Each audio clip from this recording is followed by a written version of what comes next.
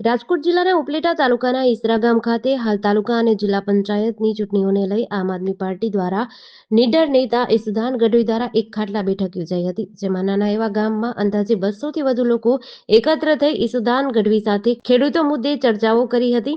ખેડૂતો પોતાની જણસીના ભાવ સહિત વીજળી, ચેકડેમ, પશુપાલન સહિતના મુદ્દાઓથી પરેશાન ભોગવી રહ્યા છે, જેને લઈ આમ આદમી પાર્ટીના નેતા ઈસુદાન ગઢવી સાથે ચર્ચાઓ કરી આ મુદ્દાઓની નિકાલની વાત કરી હતી। ત્યારે આમ આદમી પાર્ટીના નેતા ઈસુદાન ગઢવીએ ખેડૂતોને આશ્વાસન આપી આ ખેડૂતલક્ષી મુદ્દાઓ પર પૂરતું ધ્યાન આપવા ખાતરી આપી હતી।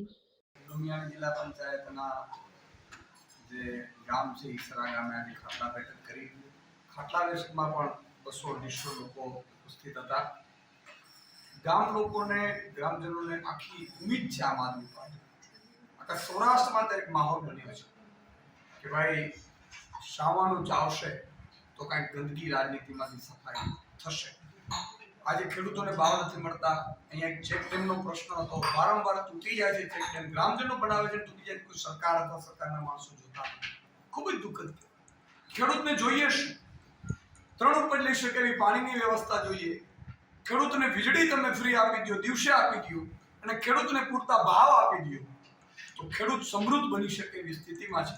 આધુનિક ટેકનોલોજી માટે ખેડૂતને પશુપાલન સાથે સહકાર આપો અને એને ખેડૂતની જમીન સુધારણા માટે પણ જો લોન આપીને આખી વ્યવસ્થા કરવામાં આવે તો આ ખેડૂતો ખૂબ સમૃદ્ધ બની શકે એમ છે। પરંતુ ભાજપ પાસે આશા નથી ખેડૂતોને, એટલા માટે આજે અમે અમારા ઉમેદવારશ્રીઓ છે એમના પ્રચારાર્થે આવે છે। લોકોમાં ખૂબ ઉત્સાહ છે અને મને પૂરો વિશ્વાસ છે કે આ ધોરાજી ઉપલેટામાં ખૂબ પરિણામ સારા આવશે।